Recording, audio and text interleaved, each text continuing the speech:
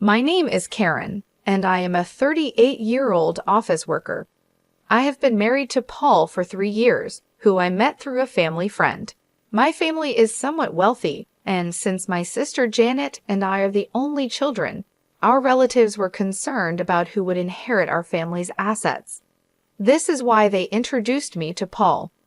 Paul moved in with us at my family home shortly after we met. My mom had passed away a few years before, so it was just my dad, my husband, and me living together. Paul was very nice and took good care of my father. However, the family friend who introduced us warned me just before our wedding that Paul was very interested in money. This worried me, but Paul didn't show any signs of greed, so we got married. Even so, I kept an eye on him because of what the family friend said. Paul didn't seem greedy, but he was curious about my father's wealth. He often asked about it casually when he and my father were drinking together, but since my father spoke openly about it, I wasn't too concerned. Paul also took an interest in my sister Janet, who is 6 years younger than me and very lively and outgoing, unlike my calm nature.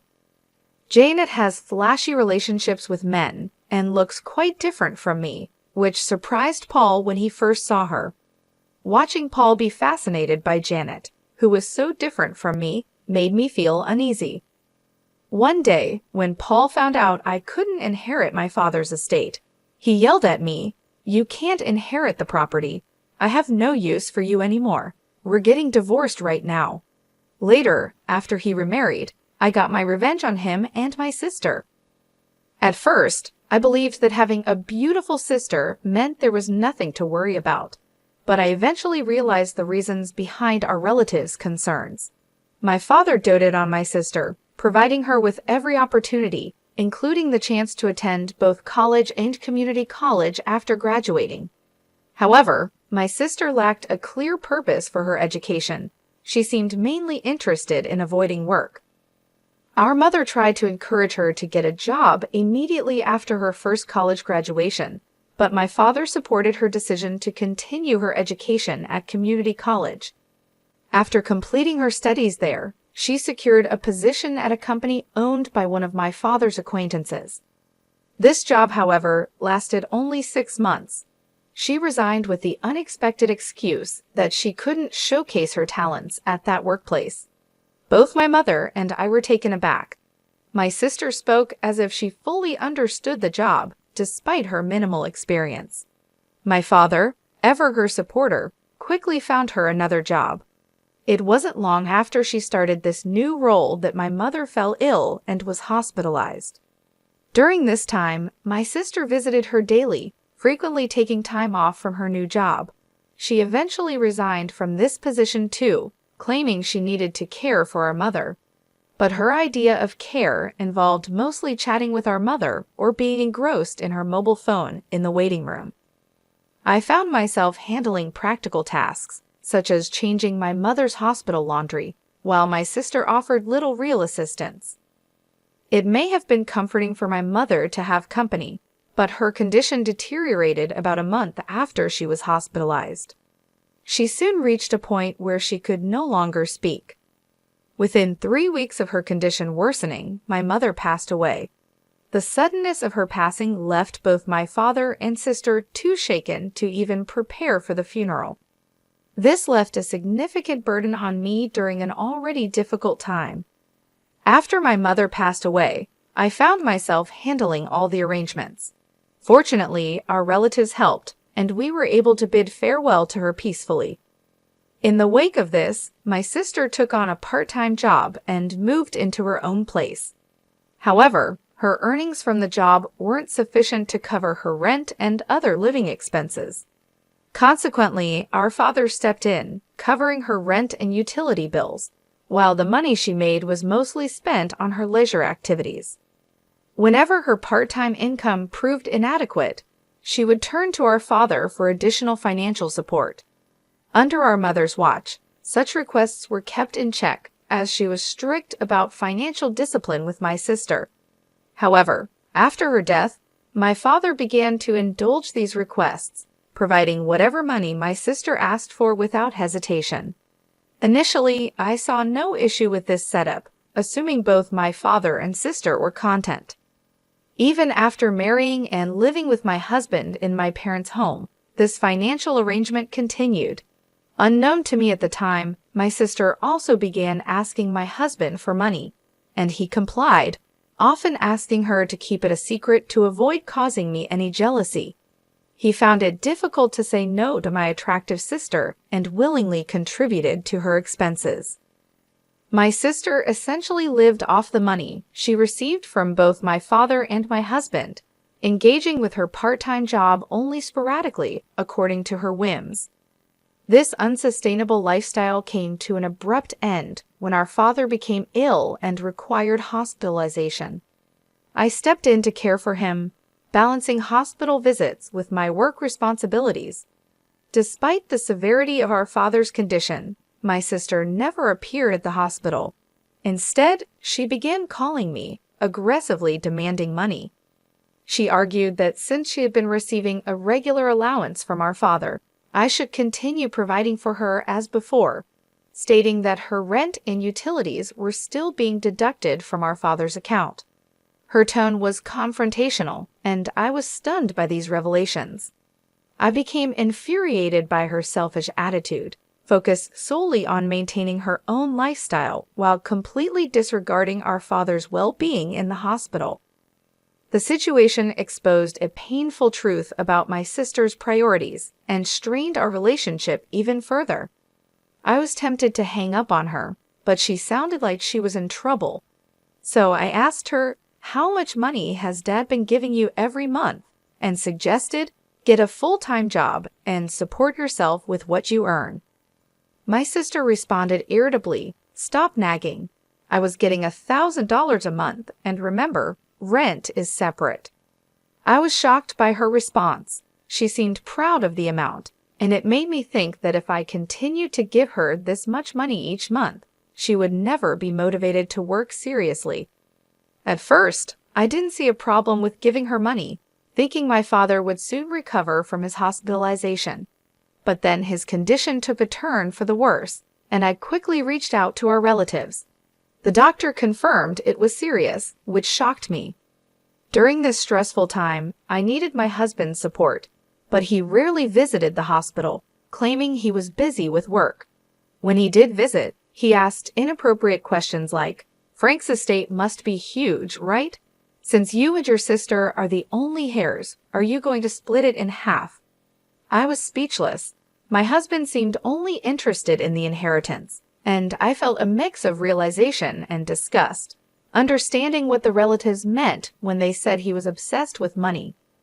When I called my sister to inform her of our father's critical condition, her only concern was about her finances. "Make sure you pay me every month. I can't live without that money," she demanded. The call ended suddenly, leaving me furious at her words, but I was also worried because I thought I heard a faint male voice in the background.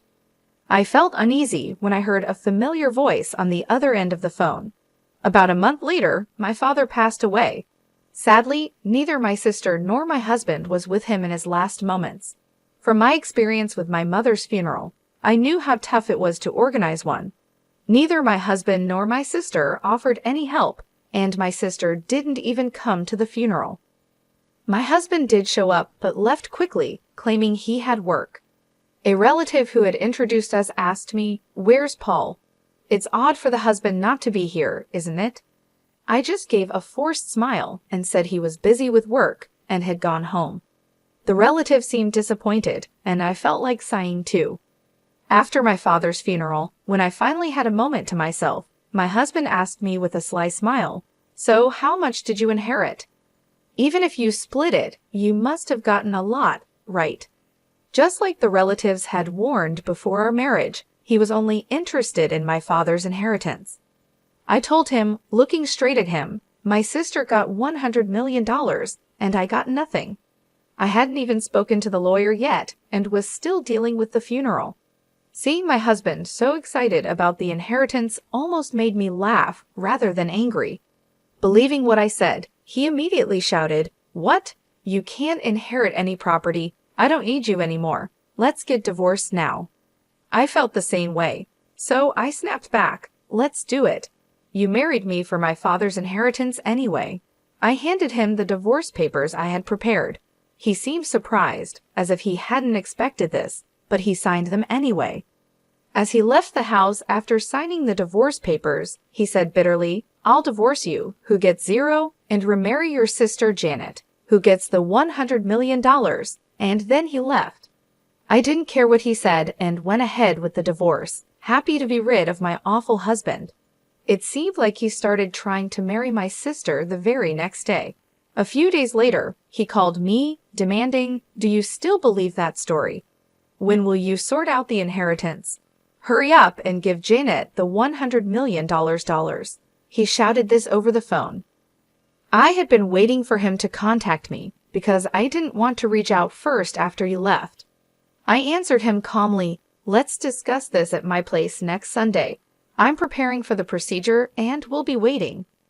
Thinking he was about to receive the inheritance, my ex-husband happily ended the call. However, I was actually looking forward to seeing his reaction when he discovered the truth.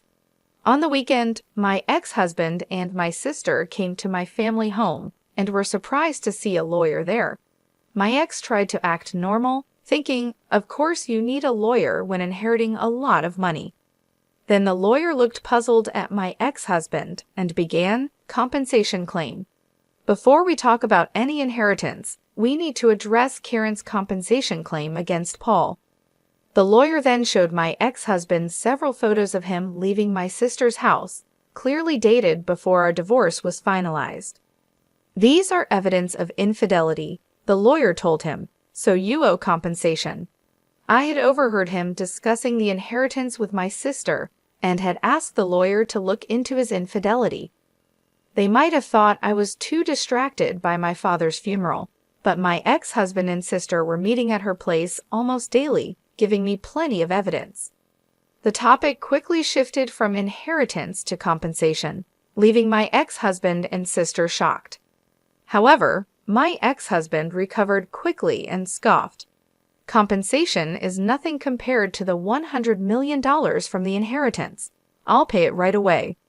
He then signed the compensation documents provided by the lawyer, trying to appear unconcerned and confident. I confirmed everything and told him, "Enjoy your life with my sister, who inherited nothing. Since you signed, I'll make sure you pay the compensation." When they heard there was no inheritance, my sister screamed in shock, and her husband turned bright red, angrily saying, "There's no way the inheritance is 0. I won't let you take it all for yourself." The lawyer then calmly began to explain to the furious couple, "Janet is technically the stepdaughter of your late mother and was not legally adopted by your late father. Therefore, there is no legal parent-child relationship, and Janet cannot inherit anything from your father's estate." I'd also explained to my confused sister about our family history. "When our parents remarried, Janet, you were about a year old, so you probably don't remember. But I do. I was 8 years old when our parents remarried, and I was happy to suddenly have a sister. I never imagined that sister would end up taking my husband. Our parents had each had children from previous relationships, and someone thought it best for them to remarry. My mother treated me as if I were her own daughter, and my father was very fond of my sister. Maybe because she wasn't his biological daughter, he spoiled her a bit extra, wanting to make sure she felt loved. Although both our parents had children from previous marriages, my mother, who was suspected by some relatives of targeting our wealthy family's assets, refused to legally adopt my sister. The relatives only suggested marriage proposals for me because they knew I was the only one who could legally inherit my father's property.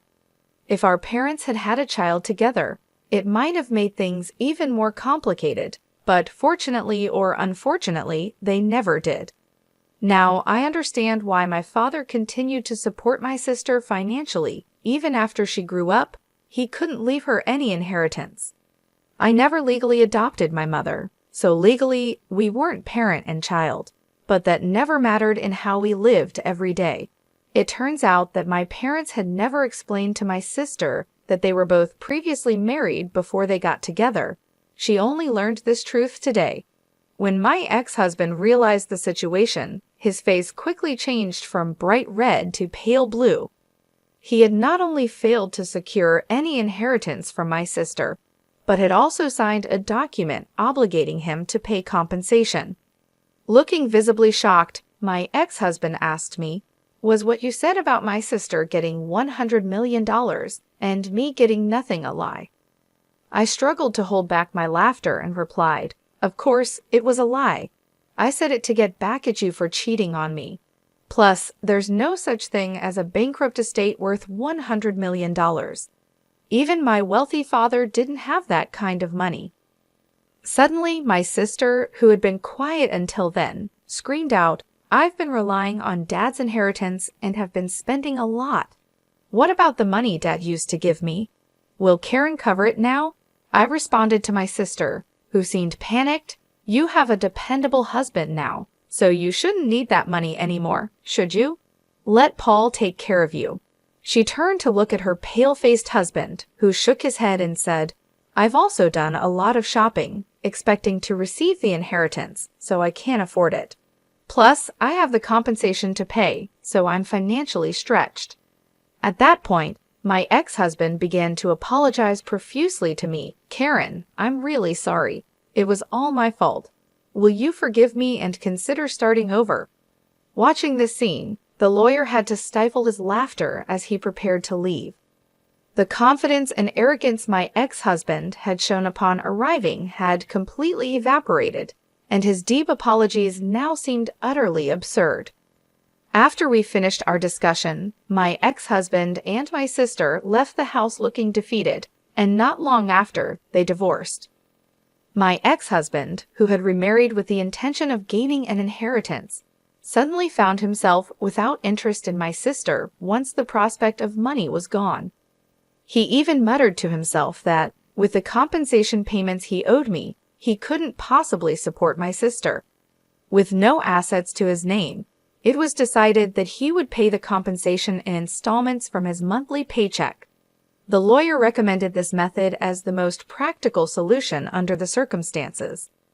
After my father's passing, the consequences of his indulgent support became painfully apparent. My sister, who had grown accustomed to financial support from our father, found herself in an unenviable position.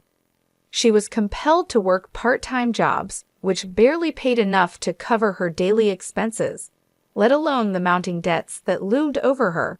Despite her efforts, the financial burden proved too heavy. Eventually, overwhelmed by the accumulating debt, she had no choice but to file for personal bankruptcy. In a desperate move to escape her financial woes, she gave up her condominium, disappearing without leaving a trace. As of now, her whereabouts remain unknown, leaving a void in the family that once depended on each other so deeply. The situation underscored a harsh reality. Our father's well-intentioned but ultimately misguided financial support had shielded my sister from the necessity of developing a work ethic and financial independence. This protection, while provided out of love, had left her ill-prepared for the harsh realities of adult life. As she struggled with part-time work and faced the consequences of accumulated debt, it became clear that she was not equipped to handle financial responsibilities on her own. As for myself, the aftermath of these family troubles and the dissolution of my marriage left me residing alone in the family home, a house that now felt too large and empty, echoing with memories of a happier, more intact family. The solitude, however, provided me with ample time for reflection.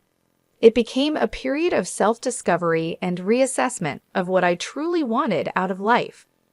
During this introspective period, some well-meaning relatives suggested that perhaps the time had come for me to consider entering into a new relationship. They talked about introducing me to potential suitors, hoping that a new partnership might bring me happiness and stability. However, the bitter experience with my ex-husband, who had shown his true colors as someone more interested in financial gain than in genuine companionship, made me wary of repeating past mistakes. His betrayal had been a painful lesson in discernment, teaching me the importance of knowing someone's character and intentions thoroughly before making such a profound commitment. Determined to take control of my own destiny, I decided to decline the offers from my relatives to arrange introductions. The thought of being matched with another partner who might view me as merely a means to an end was intolerable. Instead, I resolved to find a partner on my own terms, guided by the lessons learned from my past experiences. This decision was empowering, marking a new chapter in my life where I could prioritize my own values and desires in a relationship. In embracing this newfound independence, I began to explore various avenues for meeting potential partners. Whether through social events, community activities, or even online dating platforms, I was committed to finding someone who shared my values, someone who sought a partner for the right reasons, valuing respect, honesty, and genuine affection above financial considerations. This journey was not just about finding a new partner. It was about reclaiming my autonomy and learning to trust again after betrayal. Each step forward was a reaffirmation of my ability to shape my future, a future where my choices would lead to genuine connections and real love, rather than transactional relationships defined by financial dependency. Thus, as I move forward, the lessons of the past remain with me, a guide to avoiding the pitfalls that had once ensnared my family and me, and a beacon towards a more hopeful and self-determined future.